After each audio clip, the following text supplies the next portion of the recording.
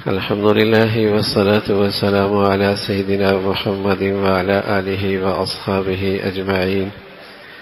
أما بعد فأعوذ بالله من الشيطان الرجيم. بسم الله الرحمن الرحيم. ولا تأكلوا أموالكم بينكم بالباطل. وقال الله تعالى: يا أيها الرسل كلوا من الطيبات واعملوا صالحا. وقال الله تعالى: إن الله هو الرزاق ذو القوة المتين. وقال الله تعالى: وفي السماء رزقكم. وقال الله تعالى: الله يبسط الرزق لمن يشاء ويقدر. صدق الله العظيم. اللهم صل على سيدنا محمد النبي الأمي وعلى آله وأصحابه وسلم. اللهم صل على سيدنا محمد النبي الأمي وعلى آله وأصحابه وسلم. میرے معزز مسلمان بزرگوں، عزیز بھائیوں اور امت مسلمہ کی مقدس ماں اور بہنوں، رزق ہر مرد عورت ہر انسان کی ضرورت ہے، اور رزق حلال یہ ساری دینی زندگی کی روح ہے۔ رزق، کھانا پینا، زندگی کی یہ ضروریات اللہ نے ہر مرد عورت کی ضروریات میں رکھا ہے، اور رزق حلال یہ ساری اسلامی زندگی کی روح ہے۔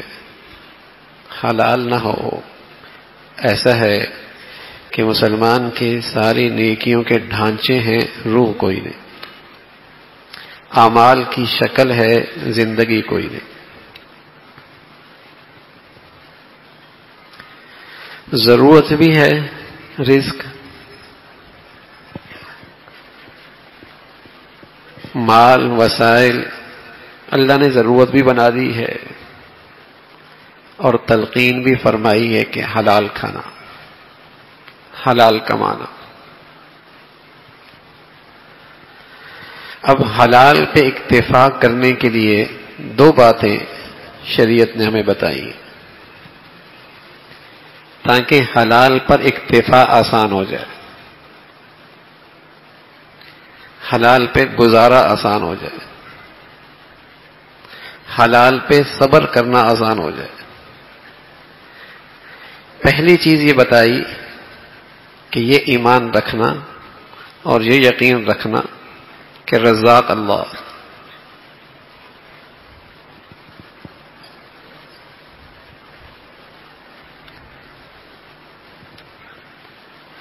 حلال پہ زندگی گزر جائے جو پوری مسلمانی کی زندگی کی روح ہے۔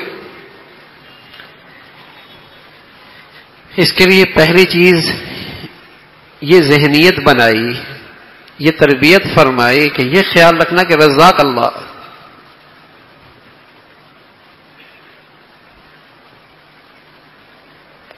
ایک شخص ڈاکہ مارنے گیا،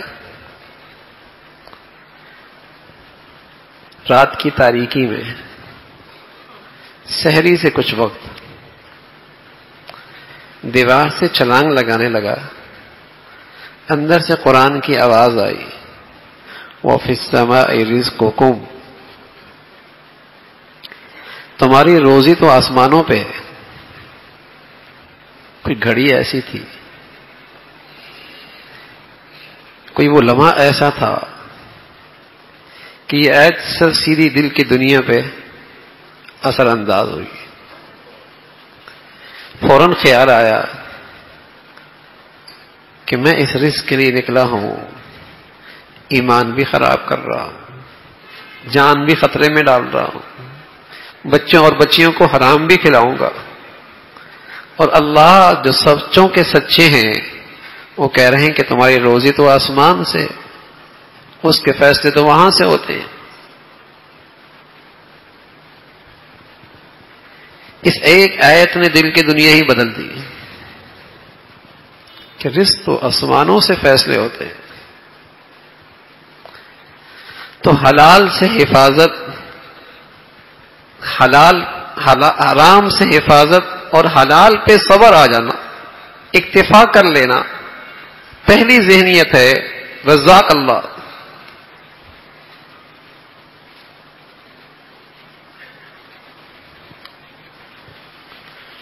رزق اس نے دینا ہے. ہاں اس نے کچھ ظاہری اسباب بھی دیے ہیں، کچھ باطنی اسباب بھی دیے ہیں جس راستے سے وہ رزق دیتا ہے. کچھ ظاہری اسباب بھی ہیں، زمین پہ محنت کرتا ہے، دکان پہ محنت کرتا ہے، کارخانے پہ محنت کرتا ہے، مزدوری کرتا ہے، اللہ اس راستے سے اسے رزق دیتا ہے. لیکن ان اسباب میں رزق دینے کی صلاحیت نہیں، ورنہ دونوں دکانیں ہیں، ایک پہ لائن لگی ہے اور ایک ہاتھ پہ ہاتھ رکھ کے بیٹھا ہے. دونوں نے اچھی بریانی پکائی ہے، دونوں سکے بھائی ہیں، ایک پہ لائن لگی ہے اور ایک کے اندر. دونوں کی زمینیں ہیں، ایک جیسا پانی لگا ہے، کھیت بھی ایک جیسے ہیں، کھاد بھی ایک جیسی ڈالی ہے، بیج بھی ایک جیسا ہے. ایک کا پھل آیا ہے، ایک کا بیج مر گیا.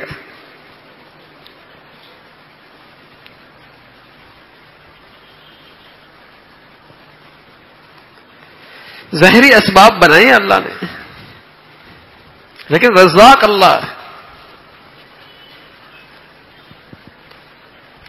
یہ اندر مان جائے نا، یہ اندر مان جائے تو آدمی کے لیے حلال پہ اکتفا کرنا آسان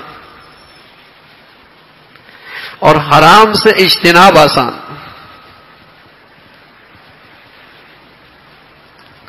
اللہ یبسط الرزق لمن یشاء ویقدر. اللہ کی مرضی ہے، جس کے لیے رزق کشادہ کر دے، کم کر دے.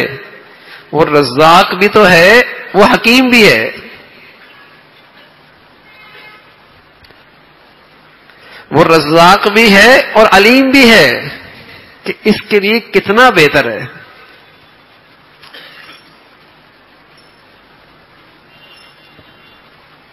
کسی کو طبیب 2 گولیاں دیتا ہے، کسی کو 5 دیتا ہے. ضد نہیں کرتا کہ مجھے بھی 5 دے دے، کیونکہ اس کے علم پر اور اس کے تجربے پر اعتماد ہے.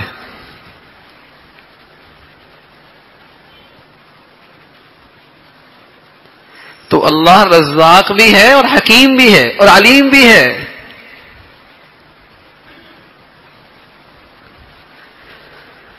تو رزاق وہ ذات ہے. اللہ ہمیں اس پر ایمان کی تازگی نصیب فرما دے.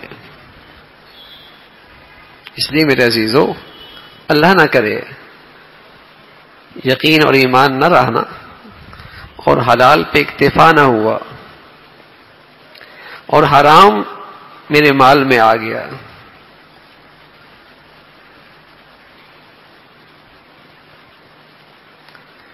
تو محنت بھی کی، مشقت بھی اٹھائی، اعمال کی خاطر مشقت بھی اٹھائی اور حاصل کچھ بھی نہیں ہوا. پیارے رسول صلی اللہ علیہ وسلم فرمایا کرتے ایک لمبا سفر کرتا ہے اور بڑے گڑ گڑا کے دعائیں کرتا ہے، گرد آلود جسم ہے اور دعائیں کر رہا ہے، یا رب یا رب.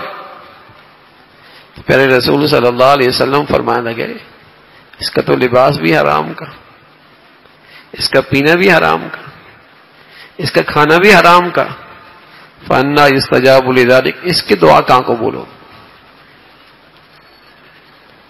عبادت اور دعا کی قبولیت کو شرط تو لقمہ حلال ہے. اسعد رضی اللہ تعالیٰ عنہ بڑے آدمی ہے، پیارے رسول صلی اللہ علیہ وسلم سے کہنے لگے یا رسول اللہ دعا کیجئے اللہ مجھے مستجاب الدعوات بنا دے. آپ نے دعا فرمائی اور ساتھ فرمایا ساتھ حلال کھانا، حلال کا اہتمام رکھنا، اللہ تجھے مستجاب الدعوات بنا دے.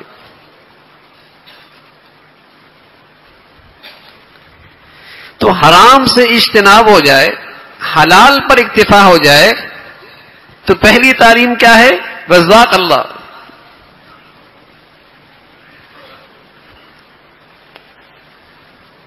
رزق اللہ کے ہاں سے. اور وہ ایسی ذات ہے کہ رزاق بھی ہے، حکیم بھی ہے، علیم بھی ہے، رحیم بھی ہے. اس کے دینے میں علم بھی کامل ہے، حکمت بھی کامل ہے، شفقت بھی کامل ہے. اب اس کی مرضی ہے تھوڑا دے یا زیادہ دے. رزاق جو ہے اور رحیم بھی ہے.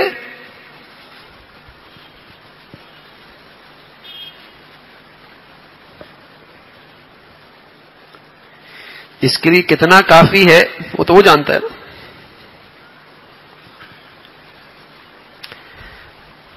تو حلال پر اکتفا اور حرام سے اجتناب،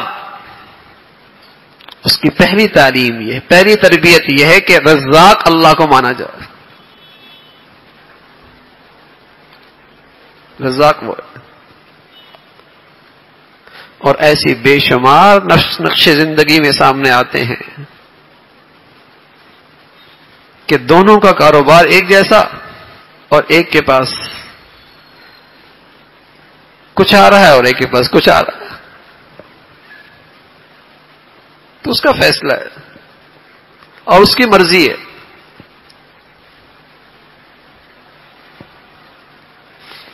تو حرام کی طرف کیوں جاتا ہے؟ یہ سمجھتا ہے میری ہوشیاری سے اور میری بددیانتی سے اور میری اس خیانت سے اور میرے اس طرز عمل سے، میرے ان اسباب کے اختیار کرنے سے میرا رزق بڑھ جائے گا.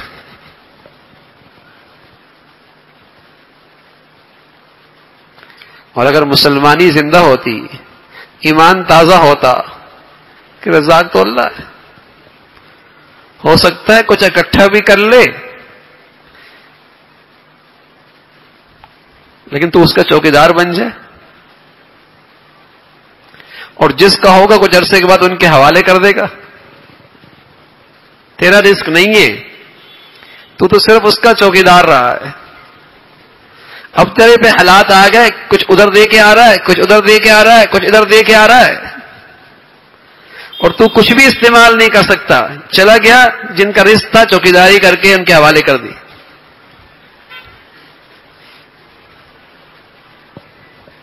تیرا رزق تھا ہی نہیں.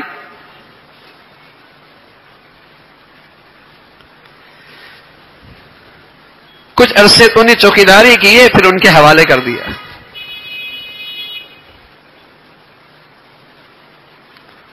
نہ اس سے تیرا ایمان محفوظ ہوا، نہ تیری آخرت بنی، اور نہ ہی تجھے اس سے لذت اور راحت ملی.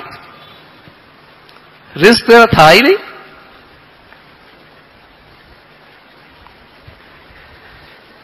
تو حلال پر اکتفا کرنا، اس میں پہلی تربیت یہ ہے کہ اس بات پر یقین، ایمان کہ رزاق اللہ.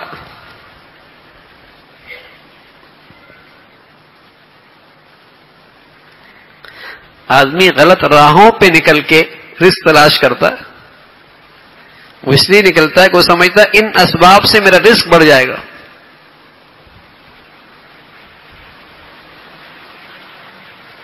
یہ رزاق تو اللہ ہے.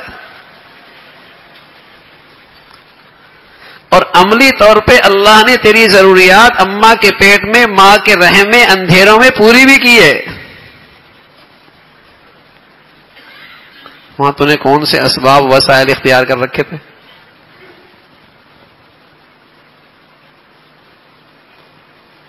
اس لیے کہ اس ذات نے ذمہ داری لے رکھی ہے، اللہ رزق ہوا، رزق میرے ذمے ہے.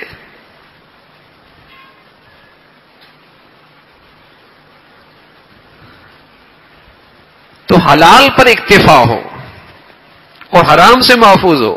رسول کریم صلی اللہ علیہ وسلم فرمایا کرتے تھے، لا يدخل الجنۃ جسد غذی بالحرام.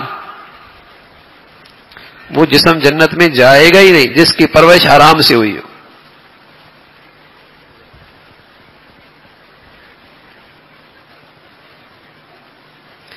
اور ایک روایت نے فرمایا کہ جو جسم حرام سے جس کی پرورش ہوئی ہے وہ تو آگ کی زیادہ لائق ہے.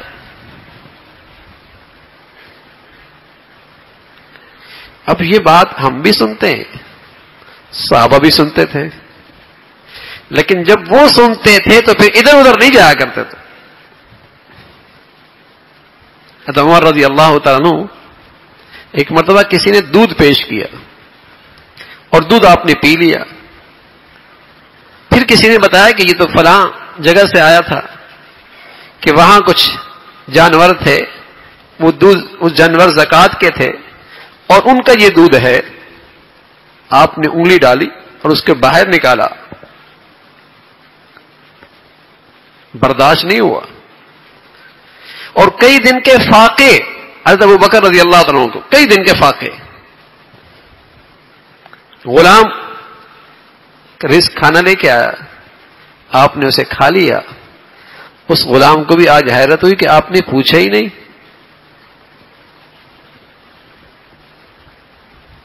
کہا بتاؤ کہاں سے لائے ہو؟ کہا بھوک لگی ہوئی تھی، میں نے کہا کہ کھا لوں، ایک ہی لقمہ لیا تھا ابھی. کہا میں زمانہ جاہلیت میں کہانت کیا کرتا تھا، اور کہانت آتی باتی کچھ نہیں تھی، غیب کی خبریں. انہوں نے مزدوری مجھے کوئی نہیں دی تھی. آج وہاں سے نکلا تو دعوت ہو رہی تھی ان کی، انہوں نے مزدوری مجھے کھانا دے دیا اور میں وہ لے کے آ گیا. حضرت فرمانے لگے تو انہیں تو مجھے ہلاک ہی کر دیا تھا. اور پھر انگلی ڈالی اور اس کو باہر نکالا. کہاں نکلتا؟ لقمہ ایک ہے، پیٹ خالی ہے، کیسے نکلتا؟ بڑا سا پیالہ منگوایا، پانی ڈالا، پیا، پیتے چلے گئے.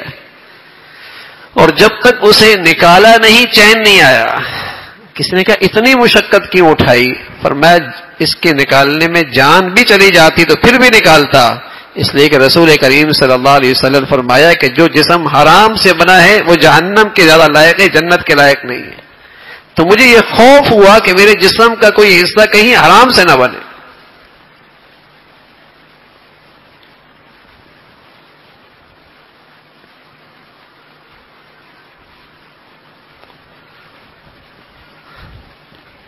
یہ دور ایسا ہے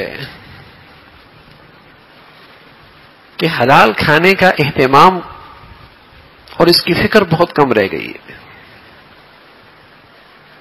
اور اللہ کے نبی صلی اللہ علیہ وسلم نے اس دور کی خبر دی ہے. فرمایا لا يبال المرء يأتي على الناس زمان لا يبال المرء اخذ من الحلال ام من الحرام. ایک وقت ایسا آئے گا آدمی کو پرواہ ہی نہیں ہوگی کہ یہ حلال ہے، یہ جائز ہے یا حرام ہے یا ناجائز ہے، کوئی پرواہ نہیں ہوگی، بس آنا چاہیے، پرواہ نہیں ہو.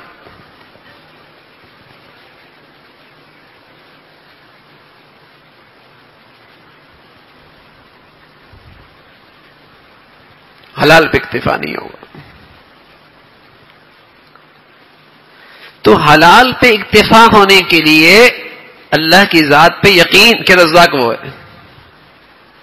پھر آپ نے کچھ ظاہری اسباب بتائے رزق کے اور کچھ باطنی بتائے. ایک شخص آئے حضور علیہ الصلوۃ والسلام کی خدمت میں، کہنے لگا یا رسول اللہ احب ان یوسع لی رزقی، میں چاہتا ہوں میرا رزق کشادہ ہو جائے، میرا رزق کشادہ ہو جائے. پیارے رسول صلی اللہ علیہ وسلم نے فرمایا دم علی الطہارہ حتی یوسع لک رزقک، طہارت کی زندگی گزار، اللہ تیرا رزق کشادہ کر دے گا. تیرا جسم میں بھی گندگی نہ ہو باوضو آ کر، اور تیرے باطن کے اندر گناہ کی نجاست نہ ہو، تقوی اختیار کر، اللہ رب العزت تیرا رزق کشادہ فرما دیں گے. پیارے رسول صلی اللہ علیہ وسلم فرمانے لگے میں قسم کھاتا ہوں، میں قسم کھاتا ہوں، جو آدمی رزق صدقہ دیتا ہے نا اس کا رزق کم نہیں ہوتا، اس کا رزق کم نہیں ہوتا. اور قرآن نے بتایا ہے کہ اس کا رزق بڑھ جاتا ہے. وَيُرْبِ الصَّدَقَاتِ، تو جو آدمی رزق بڑھانا چاہے نا اپنا، وہ صدقے کی کثرت کر لے. یہ وہ باطنی سبب ہے جو اللہ نے بتایا ہے جس سے رزق کھنچا ہوا آتا ہے.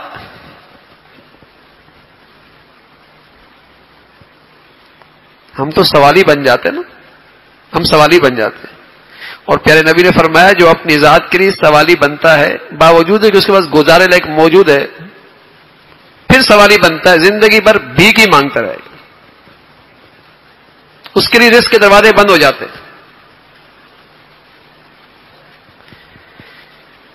اپنی حیثیت سے غریب دے رہا ہے،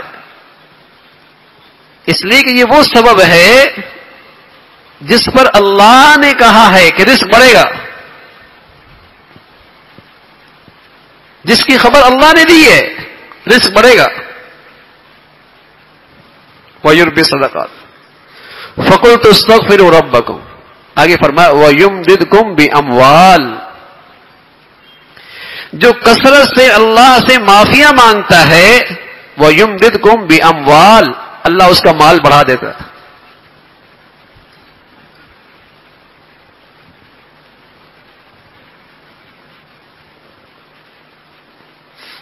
ہم گناہ بھی نہ چھوڑیں، معافی نہ مانگیں، حلال بھی نہ کمائیں، اور پھر کہیں بندش ہو گئی ہے، پھر کہتے ہیں بندش ہو گئی. تو بندش توڑنے کی بات تو اللہ بتا رہا، اللہ کا رسول بتا رہا.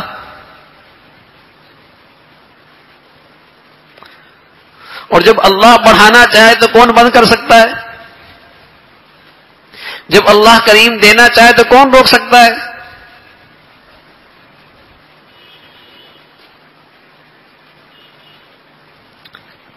لوگ کہتے ہیں کوئی نسخہ بتائیں، کوئی وظیفہ بتائیں کہ جس سے رزق بڑھ جائے. اور ایک وظیفہ اللہ بتا رہے ہیں اور اللہ کا رسول بتا رہے ہیں کہ اس وظیفے میں یہ تاثیر ہے کہ یہ رزق کو کھینچتا ہے. وَيُمْدِدْكُمْ بِأَمْوَالٍ، اگر تم معافی مانگو گے اللہ سے، اللہ تمہارا مال بڑھا دے گا. رسول کریم صلی اللہ علیہ وسلم فرمایا کرتے تھے من لزم الاستغفار جعل اللہ له من كل ضيق مخرجا ومن كل هم فرجا ورزقه من حيث لا يحتسب. جو کثرت سے معافی مانگتا ہے اللہ اس کی رزق کی وہ شکلیں پیدا کر دیتا ہے کہ اس کا وہم و گمان بھی نہیں کہ اللہ یہاں سے بھی دے سکتا ہے. دینا تو اللہ نے، اور پھر اس ذات نے خود اور اپنے حبیب کے واسطے سے رزق دینے کے اسباب بھی بتائے. ایسا کر لو.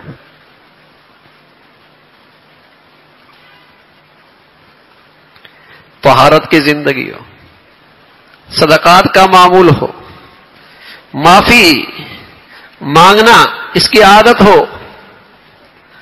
وَمَن يَتَّقِ اللَّهَ يَجْعَل لَّهُ مَخْرَجًا وَيَرْزُقْهُ مِنْ حَيْثُ لَا يَحْتَسِبُ. اور گناہوں سے پرہیز ہو. فرمایا ہم اسے رزق دیں گے.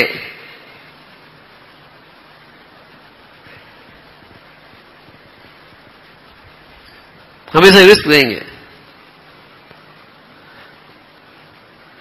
تو رزاق اللہ ہے بھائی، اور اس ذات نے یہ باطنی اسباب بھی بتائے ہیں رزق دینے کے. پہلے رسول صلی اللہ علیہ وسلم فرمایا کرتے تھے رزق کے بڑھنے کی ایک بڑا سبب وہ ہے صلہ رحمی، ماں باپ کے ساتھ حسن سلوک، رشتہ دار احباب کے ساتھ حسن سلوک، اس سے رزق بڑھتا ہے. ماں باپ کے ساتھ حسن سلوک، رشتہ دار احباب کے ساتھ حسن سلوک، رزق بڑھتا ہے.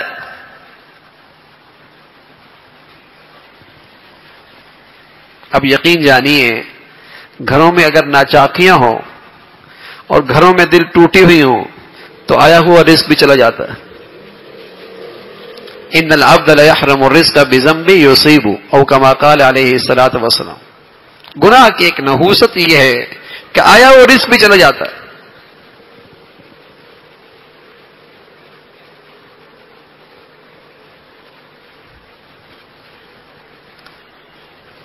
گارڈن سے وظیفہ مل جائے تو سب کو ڈر لگتا ہے کوئی بندش تو نہیں ہو گئی. گھر میں بے نمازی اکٹھے ہیں کوئی بھی نہیں ڈرتا. کوئی مصیبت آ جائے گی. گلا ہوا کاغذ بھی کوئی کاٹے کاٹے لگے ہو تب بھی آدمی پریشان ہو جاتا ہے. لیکن گھروں میں ناچاکیوں نفرتوں کی آگ لگی ہے, کسی کو ڈر نہیں کہ اللہ کی کتنی ناراضگی ہوگی. جن چیزوں سے ڈرنا ہے تو نہیں ڈرتا, اور جن سے ڈرنے کی ضرورت نہیں بڑا خوف زدہ ہے.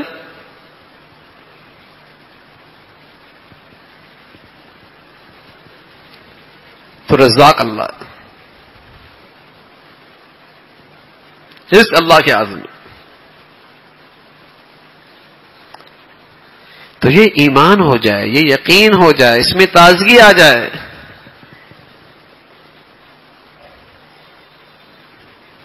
تب آدمی حلال پہ اکتفا کر سکتا. دوسری بات جو پیارے رسول صلی اللہ علیہ وسلم فرمایا کرتے تھے, تربیت فرمایا کرتے تھے, ایک تو رزاق اللہ, اور دوسری بات فرمایا کرتے تھے الاقتصاد نصف المعیشہ. اپنی زندگی کو میانہ روی پہ رکھو.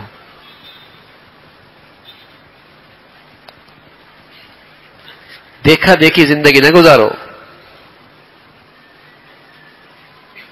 نمائشی زندگی کے پیچھے نہ پڑو, نمائش اور نام و نود کے پیچھے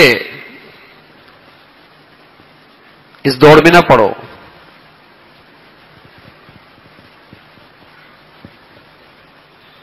آج یہ بلا ہے, اور اس بلا کا نتیجہ یہ کہ حلال پہ اکتفا نہیں. اس لیے کہ آمدنی تو اختیار میں نہیں ہے نا, اخراجات اختیار میں, اور اخراجات پہ کنٹرول نہیں ہے, آمدنی اختیار میں نہیں ہے. اب ان راہوں پہ نکل جاتا ہے جو راہیں حرام کی ہوتی ہیں, جو ناجائز ہوتی ہیں, جس سے آمدنی خراب ہو جاتی ہے, اور ان سے دستبردار نہیں ہو سکتا, اس لیے کہ وہ اسٹیٹس کا بت ہے, اس سے نیچے آنا ناقابل برداشت ہے. تو پیارے رسول صلی اللہ علیہ وسلم نے تربیت فرمائی, میانہ روی اختیار کرو, کوشش کرو ٹانگیں سمیٹ کے رکھو, چادر خالی رکھو, اتنا نہ پھیلاؤ کہ چادر سے بھی باہر نکل جائے.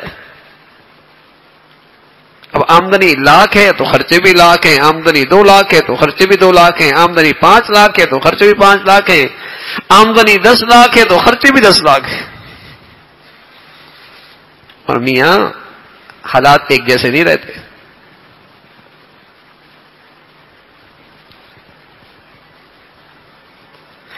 رات دن ایک جیسے نہیں رہتے, اور ابا کے لیے اسباب و وسائل ہیں, ضروری نہیں کہ اولاد کے پاس بھی وہی ہو. اور جب اولاد کے ہاتھ سے وہ اسباب نکلیں گے تو وہ حلال پہ اکتفا کیسے کرے گی؟ اس لیے کہ وہ تو ایک زندگی کی عادی ہو چکی ہے.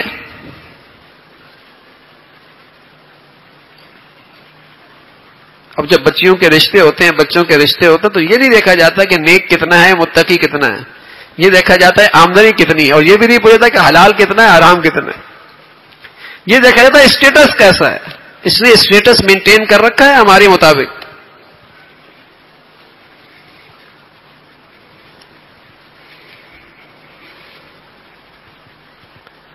چاہے ایمان بچے نہ بچے, دین بچے نہ بچے, شرم و حیا بچے نہ بچے, غیرت بچے نہ بچے, وہ عادت بنی ہوئی نا زندگی کی. تو پیارے رسول صلی اللہ علیہ وسلم فرمانے لگے ثلاث منجیات, 3 چیزیں ایسی جو نجات دینے والی ہیں. ان میں ایک ہے الاقتصاد نصف المعیشہ, میانہ روی, کھانے میں, پینے میں, پہننے میں, اوڑھنے میں, سواری میں, رہن سہن میں, غمی خوشی میں, سفر, میانہ روی. وہ ختم ہو گئی. اور جب وہ ختم ہو گئی تو میرے عزیزو آج حلال نصیب والوں کے پاس ہوتا ہے. ایک تو وہ طبقہ ہے جس کی آمدنی حرام ہے, بیچتا ہی شراب ہے, کھاتا ہی سود ہے, زندگی ہی رشوت پہ گزرتی ہے. ایک تو وہ طبقہ ہے. اور ایک بڑا طبقہ ایسا ہے جس کا روزگار حلال ہے, لیکن اس حلال کے اندر چونکہ اکتفا نہیں ہے حلال پہ، تو ایسے اسباب اختیار کرتا ہے، ایسے وسائل اکٹھا کرتا ہے جس سے اس کا خیال یہ کہ رزق بڑھ جائے گا، اور اپنی حلال بھی برباد کر دیتا ہے۔ تشہیر میں بے حیائی کو فروغ دیتا ہے، لین دین میں اللہ کا حکم توڑتا ہے، ملاوٹ کرتا ہے، بددیانتی کرتا ہے، جھوٹ بولتا ہے۔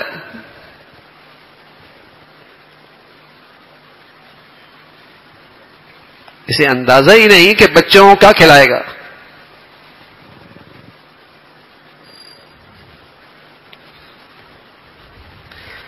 روزگار حلال ہے لیکن حلال پہ اکتفا نہیں، اللہ کے رزاق ہونے پہ ایمان تازہ نہیں، خواہشات کو زندگی کی ضروریات بنا رکھا ہے، وہ فہرست اتنی طویل ہوتی جا رہی ہے کہیں انتہائی نہیں۔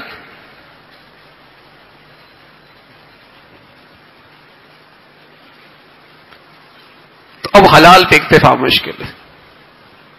ایسی جگہ روزگار ہے جہاں کھلے اللہ کی نافرمانی ہے اور یہ اس کا حصہ ہے، یہ ان گناہوں میں فروغ دینے میں حصے دار ہے، لیکن خوف اندر ایک سامنے ایک خوفناک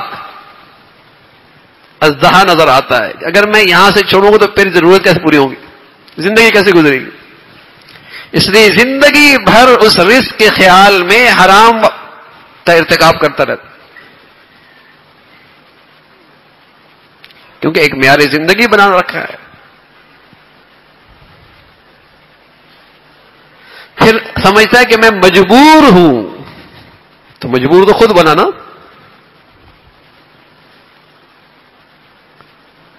کہ ایک ناجائز روزگار کا حصہ دار ہے، ایک ناجائز کاروبار کا حصہ دار ہے۔ کپڑا بیچنا حلال ہے لیکن ہرس کتنی ہے، اب اس حلال کو حرام کرتا ہے، تشہیر کا انداز بے حیائی کو فروغ دے رہا ہو، کھلی اللہ کی نافرمانی کر رہا ہو، اللہ کا حکم توڑ رہا ہوتا ہے۔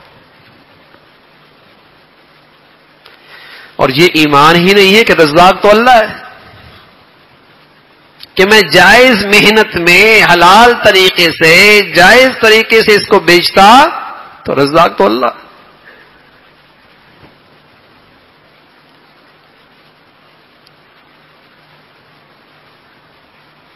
تو آج حرام کھانے کا خوف ختم ہو گیا، لقمہ حلال کا اہتمام ختم ہو گیا۔ پیارے رسول صلی اللہ علیہ وسلم دعائیں کیا کرتے، اللہم جنبنا الحرام حیث کان وأین کان وعند من کان، اللہ حرام سے بچ اور حرام سے بچا، اور جس قسم کا بھی حرام ہو مجھے اس سے محفوظ فرما دے، جہاں بھی ہو جس کے پاس بھی ہو حرام سے بچنا۔ اللہم انی اسألک علما نافعا ورزقا طیبا، اے اللہ حلال رزق عطا فرما دے، حلال دے۔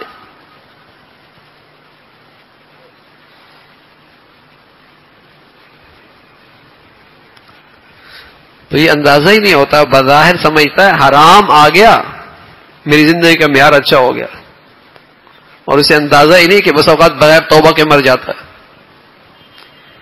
اور بس اوقات تو ایسا حرام ریئیکشن کرتا ہے کہ بغیر ایمان کے مر جاتا ہے۔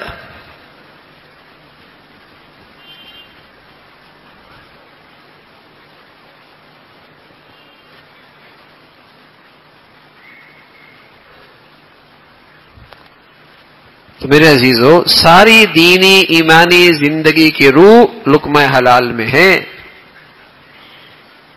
اور اس کی تلقین اللہ نے اپنے پیاروں سے کی ہے، یا ایھا الرسل کلوا من الطیبات واعملوا صالحا، اے رسولو حلال کھاؤ اور نیک عمل کرو۔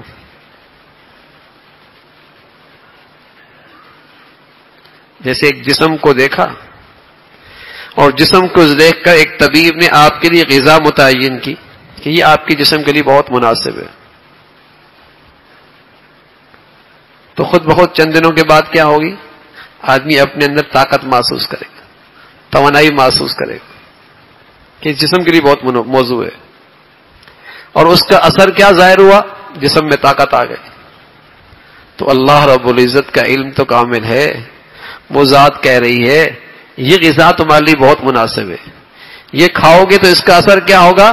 تمہارے اندر نیک جذبات پیدا ہوں گے، نیک خیالات پیدا ہوں گے، نیکیوں کی طرف تمہاری رغبت بڑھ جائے گی، نیکیوں کا شوق بڑھ جائے گا. اور حرام کھاؤ گے تو فساد دماغ میں آئے گا، گندے خیالات آئیں گے، گناہ کرنا آسان ہو جائے گا، نیکوں سے نیکیوں سے وحشت ہونے لگے گی.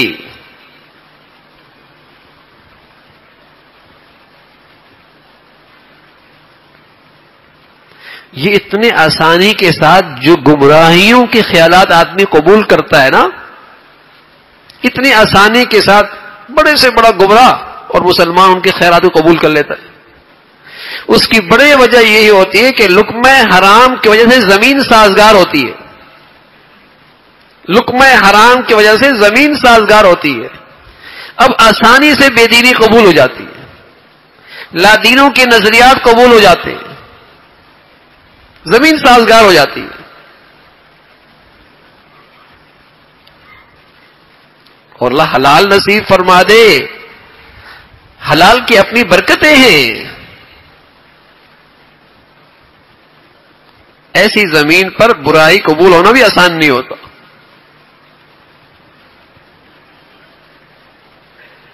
یہ برائی کا بیج نہیں قبول کرتی یہ زمین، اس لیے کہ یہ حلال سے اس کی پرورش ہوئی ہے.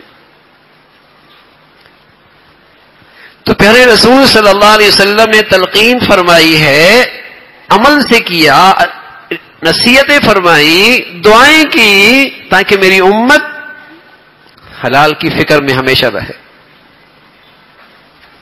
حرام نہ آنے پائے. ایک دن اللہ کے نبی صلی اللہ علیہ وسلم رات کو کروٹیں لے رہے، پوری رات کروٹیں لے رہے. ازواج مطہرات میں سے کسی نے پوچھا یا رسول اللہ خیریت ہے، نیند نہیں آ رہی. فرمانے لگے ایک کھجور پڑی تھی وہ میں نے کھا لی، اب خیال آ رہا ہے پتہ نہیں وہ کھجور کس کی تھی، حالانکہ گھر میں تھی اور آپ ہی کی ملکیت ہوگی، لیکن اس خیال سے اتنی بے چینی ہے کہ نیند نہیں آ رہی. سبحان اللہ. یہ تو رسول کریم صلی اللہ علیہ وسلم کا حال ہے. اور شیخ الحدیث مولانا زکریا رحمۃ اللہ علیہ فرمایا کرتے تھے آج اس رسول کا نام لیوا امتی کا کیا حال ہے کہ گھر چلتے ہی رشوت پر ہے، گھر چلتا ہی لقمہ حرام سے، گھر چلتا ہی ناجائز مال سے، زندگی گزر رہی ہے حرام پر. پہلے بیٹیاں، مائیں، بیویاں قدموں میں پڑ جایا کرتی تھی کہ ہم روکھا سوکھا کھا لیں گی، گزارا کر لیں گی، پھٹے پرانے پہن لیں گی، زندگی گزار لیں گی، لیکن اپنے بچوں کو حرام نہیں کھلا سکتی. تو شوہروں کا ہمت بڑھتی تھی، مردوں کی ہمت بڑھتی تھی، اور وہ حلال چن چن کے لاتے تھے. اب تو خواہشات کی فہرستی اتنی لمبی تھما دی جاتی ہے اور یہ فکر ہی نہیں ہوتی کہ حلال آئے یا حرام آ جائے، ہماری خواہشات پوری ہونی چاہیے. جو خوشیوں میں، شادیوں میں ہماری تقریبات ہے نا، اس کا اسٹیٹس برادری سے کم نہیں ہونا چاہیے. اب اس عورت کو یہ فکر نہیں ہوتی کہ شوہر لاتا کہاں سے ہے، بیٹا کماتا کہاں سے ہے، آمدنی کیسی ہے. وہ اس پر مطمئن ہے کہ میری خواہشات کی فہرست پوری ہو رہی ہے. اب بچے حلال کھا رہے ہیں، حرام کھا رہے ہیں.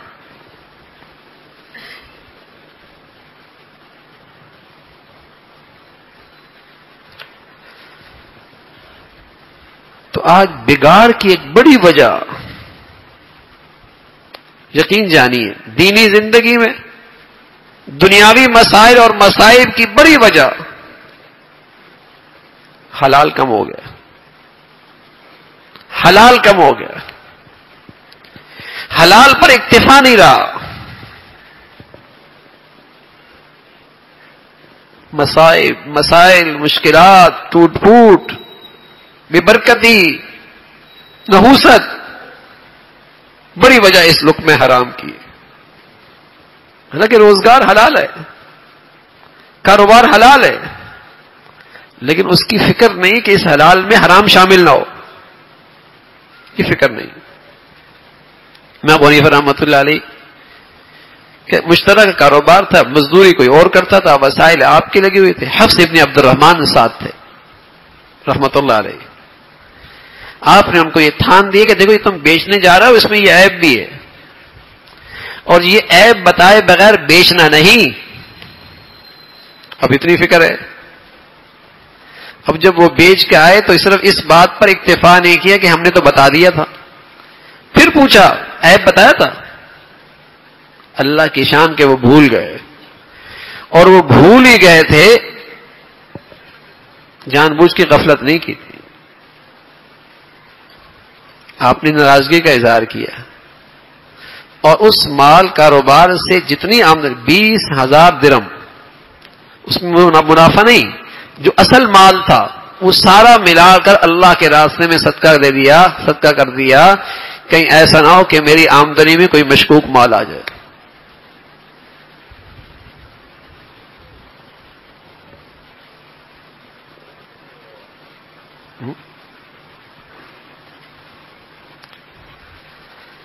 ہمیں اندازہ ہی نہیں ہوتا, ہم فکر ہی نہیں ہوتی,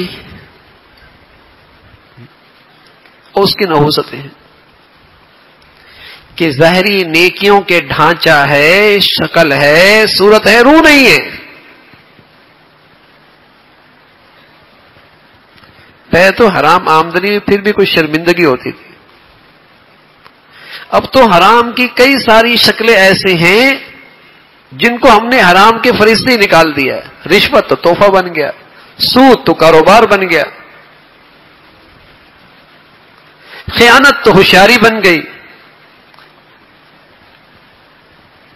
نام بدل دیا ہم نے.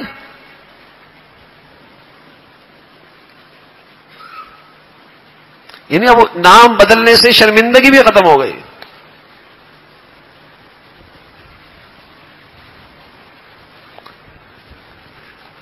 تو تلقین ہے اللہ کی طرف سے, اللہ کے نبی کی طرف سے, حلال پہ اکتفا کرو. اور میرے ذہن دو چیزیں ضروری ہیں, ایک اللہ کو رزاق ماننا, دوسرا اپنی زندگی کو سمیٹ کے رکھنا. آمدنی اختیار میں نہیں ہے, خرچ اختیار میں, سمیٹ کے رکھو, سمیٹ کے رکھو. خواہشات کی فہرست تو اتنی ہے, اگر آپ اسے ضروریات میں داخل کرو گے تو یہ فہرست ختم ہی نہیں ہوگی. اور اللہ نے اس انسان کی ضروریات اتنی نہیں رکھی, تھوڑی رکھی.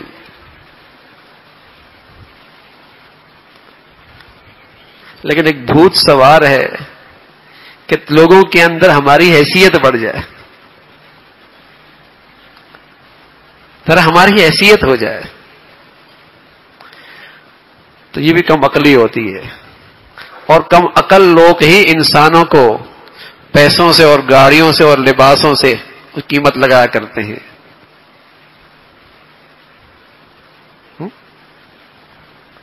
انسان کی اصل قیمت تو کردار ہے, اخلاق ہیں, سیرت ہے.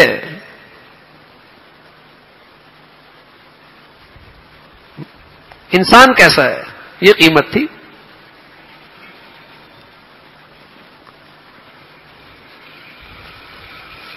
تو لقمہ حرام بہت بڑا عیب ہے, اس کی بڑی نحوست ہے. تو اللہ ہمیں حلال نصیب فرما دے, ہاں, اور حلال وسیع نصیب فرمائے, برکت والا نصیب فرمائے. اس کی آدمی دعا کرے. اور سب سے پہلے جو اللہ کے نبی نے ہمیں اس کے باطنی اسباب بتائے, اور اللہ کریم نے خود باطنی اسباب بتائے, ان کا اہتمام ہو. تقوی کا اہتمام, صدقات کا اہتمام ہو, ہر وقت باوضو رہنے کا اہتمام ہو, ماں باپ کے ساتھ رشتہ داروں کا حسن سلوک کا اہتمام ہو, استغفار کی کثرت ہو, دل سے معافی, ندامت, اور یہ تمام وہ اسباب ہیں جس پر اللہ اور اللہ کے رسول کا وعدہ ہے کہ اللہ رزق بڑھائیں گے. اور پھر جائز روزگار، حلال روزی، اس کے جو اسباب ہیں انہیں اختیار کیجیے.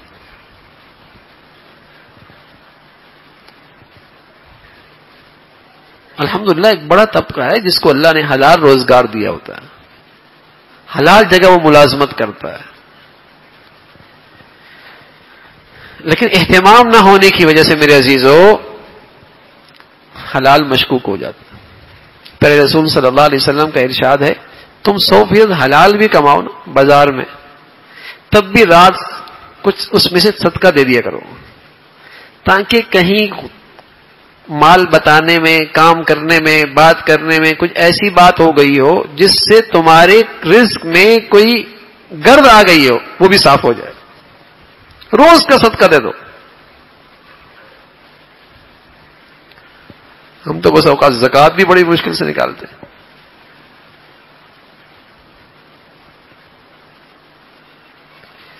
اور اس نیت سے صدقہ دو، مال بھی پاک ہو جائے گا، مبارک ہو جائے گا، اور اللہ کا وعدہ بھی ہے صدقے دینے سے مال بڑھے گا بھی. صحیح،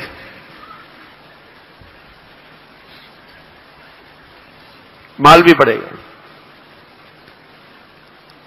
اور وہ ذات کہہ رہی ہے کہ مال بڑھے گا جس کے اختیار میں رزق دینا ہے، جس کی قدرت میں ہے.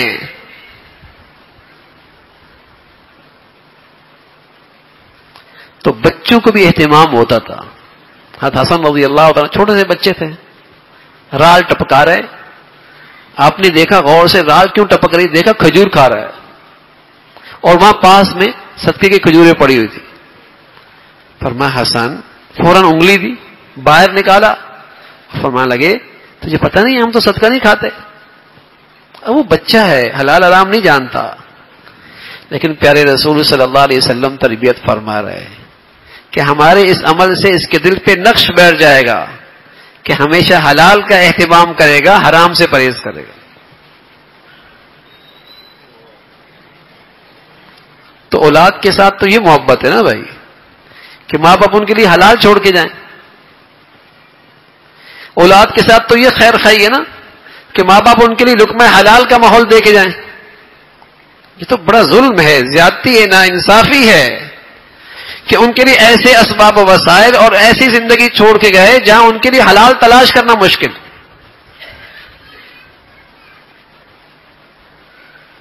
تو ناانصافی ہے، ظلم ہے. خیر خائی یہ ہے کہ انہیں حلال کا ماحول دے کے جاؤ اور ایسی زندگی دے کے جاؤ تاکہ ان کے لیے حلال پہ اکتفا کرنا آسان ہو. حلال کھائیں. اور میرے عزیزو، دنیا خواہشات پورا کرنے کی جگہ نہیں، اس کے لیے اللہ نے جنت رکھی ہے.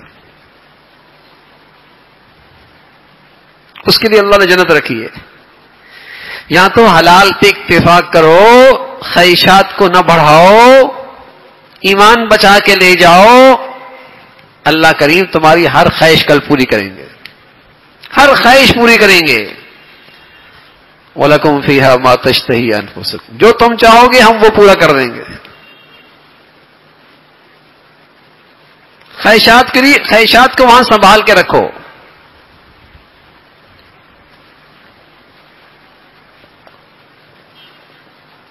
یہاں تو ضروریات پہ اکتفا ہو تاکہ حلال پہ اکتفا آسان ہو. خواہشات اللہ نے کر رکھی ہے، وہاں خواہشات پوری ہوں گی.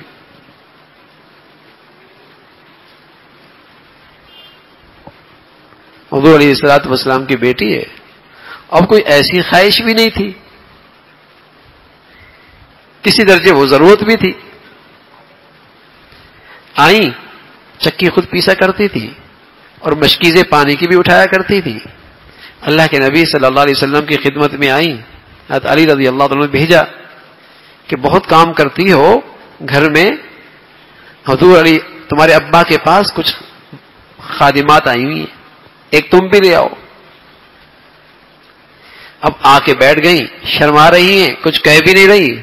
رسول کریم صلی اللہ علیہ وسلم نے دیکھ کر کہا بیٹی خیریت؟ اور بیٹی بھی ایسی نا سبحان اللہ، ساری اولاد کی محبت سمٹ کے فاطمہ کے لیے آ گئی. بیٹوں کا انتقال ہو گیا، 3 بیٹیاں تھیں وہ بھی چلی گئیں، اب اولاد کی ساری محبت فاطمہ کے لیے.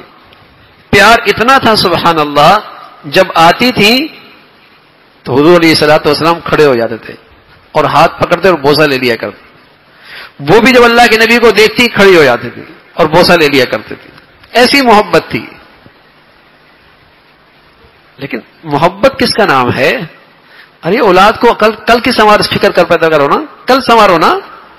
ان کو ایسی زندگی دو کہ جو ان کی زندگی کی سب سے بڑی دولت ہے ایمان، وہ محفوظ رہے نا. یہ محبت ہے، یہ خیر خواہی ہے. یہ تو ظلم ہے کہ آپ ان کی خواہشات پورا کرنے کے لیے حرام کا راستہ کھول رہے ہیں، ناجائز آمدنی کے ذرائع ان کے سامنے رکھ رہے ہیں اور انہیں آپ ایک ریس میں لگا رہے ہیں اور سمجھ رہے ہیں کہ بس اس کی ہر خواہش پوری کر دی تو یہ باپ نے بڑا حق ادا کر دیا. تو حضور علیہ الصلوۃ والسلام نے پوچھا بیٹی خیریت؟ فرمایا علی نے بھیجا اور یوں آئی ہوں. تو پیارے رسول صلی اللہ علیہ وسلم فرمانے لگے بیٹی ابھی مدینہ کے بہت سے ضرورت مند لوگ باقی ہیں، میں ان میں تقسیم کر رہا ہوں. البتہ تم ایسا کرنا جب رات کو تھکو ہارو نا، تھک ہار کے بستر پہ جاؤ تو سبحان اللہ 33 مرتبہ، الحمدللہ 33 مرتبہ، اللہ اکبر 34 مرتبہ یہ پڑھ لیا کرو. تھکاوٹ بھی دور ہو جائے گی، کل کا توشہ بھی بڑھیا ہو جائے گا. سبحان اللہ. بیٹی کو سبق دے دیا، بیٹی کل کا سبق یاد کرو، بس خواہشات وہاں پوری ہوں گی،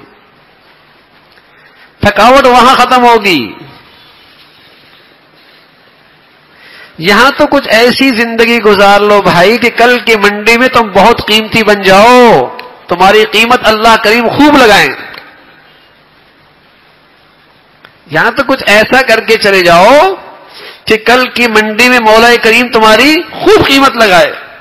ان اللہ اشتری من المؤمنین، خریدار ایمان والوں کا اللہ ہے. کچھ ایسا کر کے جاؤ کہ اپنی قیمت بڑھا دو، خواہشات وہاں پوری ہوں گی. تو اللہ کریم ہمیں حلال نصیب فرما دے بھائی، برکت والا نصیب فرما دے، اور یہ فکر نصیب فرما دے کہ ہمارے گھر میں صرف حلال آئے، ہماری کمائی صرف حلال ہو، ہماری اولادوں کے لیے صرف حلال ہو. اس اوقات وراثت کے مسائل حل نہیں ہوتے، تقسیم صحیح نہیں ہوتی، ناجائز دوسرے کا حق کھا رہے ہوتے ہیں.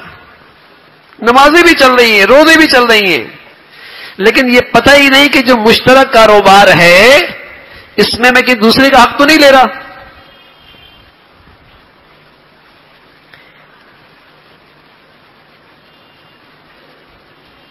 کہ دوسرا کا حق تو میرے گھر میں نہیں آ رہا. اللہ معاف فرمائے، ایسا بے خوف دل سخت ہو گیا ہے، بس یہ خیال دیکھی جائے گی، دیکھی جائے گی. اور اللہ کریم کہہ رہا ہے یہ حرام کھانے والا تو ایسا ہے جیسے اپنے پیٹ میں آگ لے رہا.